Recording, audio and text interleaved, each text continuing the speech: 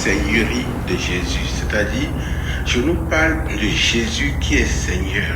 Et qu'est-ce qu'on appelle Seigneur? Le Seigneur, c'est celui qui parle et plus personne ne doit dire le contraire. Va vérifier. Passe partout. Ce qu'il a dit est dit. Ce qu'il a dit est dit et personne ne passe à côté. Je ne veux pas dire par là que Jésus-Christ est un despote, un tyran, un dictateur. Non. Jésus n'est rien de tout cela. Il existe dans la légalité. Il travaille dans la légalité. Il intervient en tout dans la légalité. Légitimons Jésus-Christ et voyons ce qui se passera. En effet, vous voyez, Jésus-Christ, son nom seulement fait trembler les enfers. Quand on est en danger, la première réaction, c'est de dire sang de Jésus, sauve-moi. Ou bien sang de Jésus. Et puis, les démons, les sorciers, sorcières prennent la fuite. Ce n'est pas du mensonge. Son esprit même n'est pas n'importe qui. Jusqu'à ce qu'on dise, jusqu'à ce qu'on puisse dire qu'il n'est pas n'importe quoi. Non. Dieu n'est pas un objet. Son esprit n'est pas n'importe qui. Invoquer l'esprit de Dieu. Aïe, aïe, aïe, aïe, aïe. Hey, lui vient avec pompe dans le feu et dans la grande lumière. Ce que aucun démon ne peut supporter. Aucun démon ne peut supporter. Mais alors,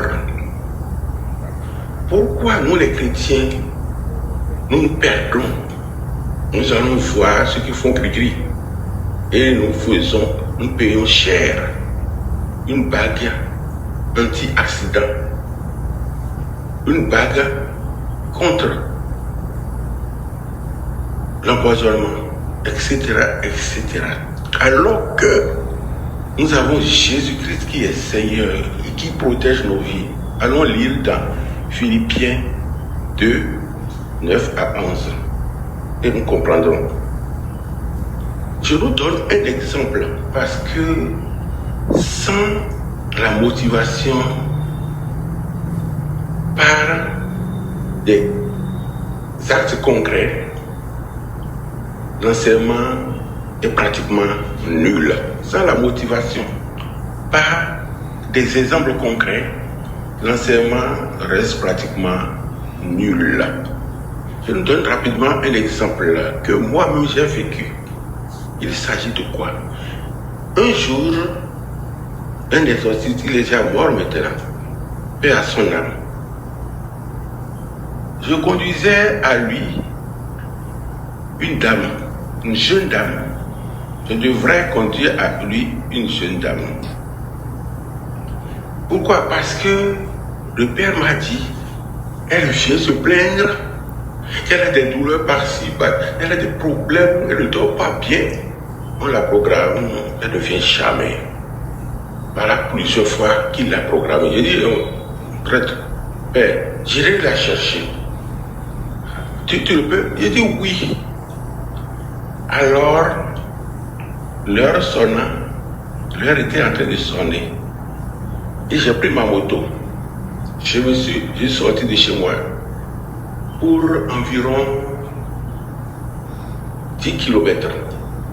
Lorsque je suis sorti, aussitôt devant moi, il y avait la pluie orageuse qui se préparait.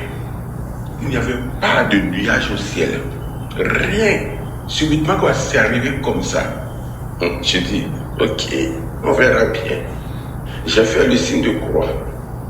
Et puis, j'ai commencé par invoquer ce passage. Il y a un chant à cela. Je chantais ce chant-là. Et puis, devant moi, les nuages noirs reculaient. Je voyais dans le ciel. Comme ça, concrètement, ce n'est pas un esprit. Les nuages noirs reculaient devant moi. tout s'éclaircissait. Et j'arrive chez la dame, j'étais en train de chanter le chant que je vais vous chanter tout à l'heure.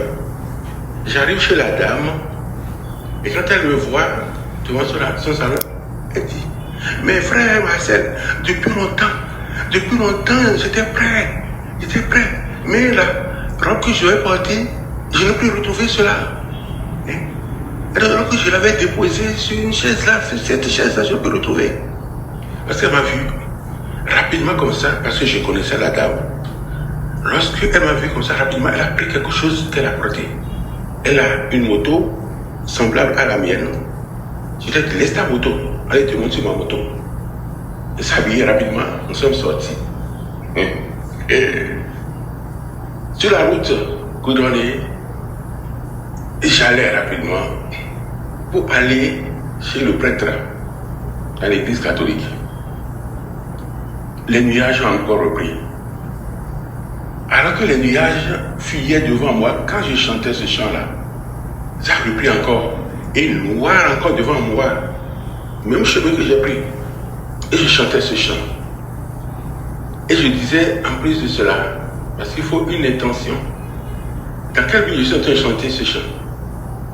J'ai dit au Seigneur, dans mon cœur, fais tout pour que vraiment, cette pluie-là ne m'empêche pas d'amener cette dame-là à l'exorcisme. Voilà que je l'ai prise maintenant. Seigneur, retiens la pluie. Elle peut commencer après que nous serons arrivés à l'étage chez le Père.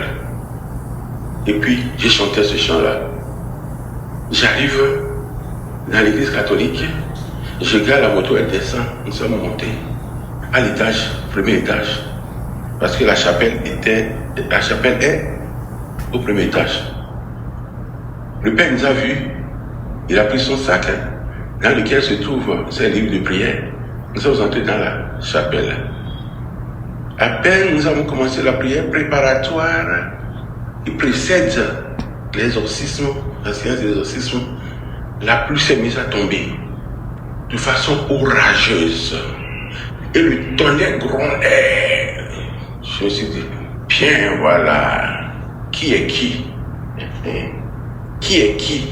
Voilà. Et nous avons, le Père prononcé l'exorcisme sur la dame.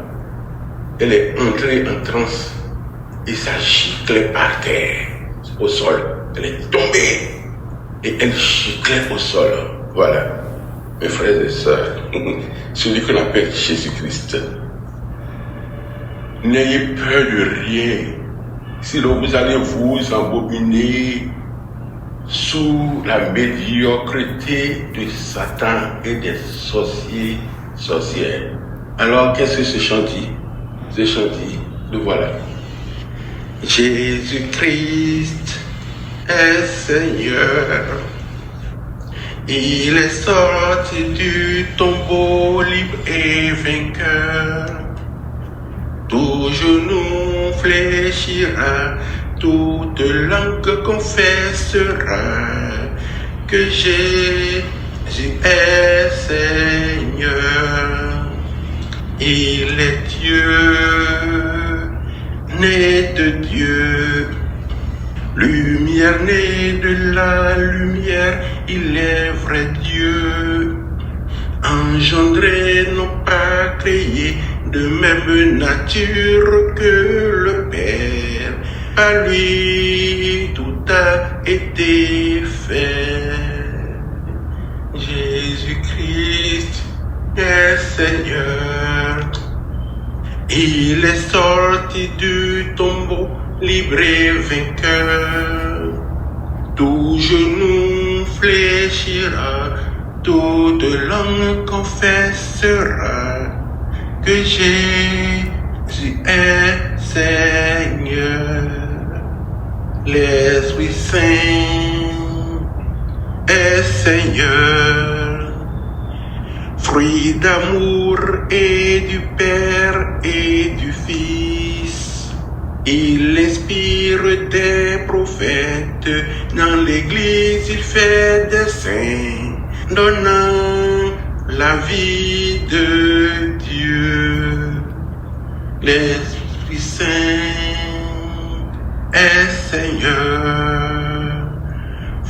d'amour et du Père et du Fils. Il inspire des prophètes, dans l'Église il fait des saints, donnant la vie de Dieu. Jésus-Christ est Seigneur.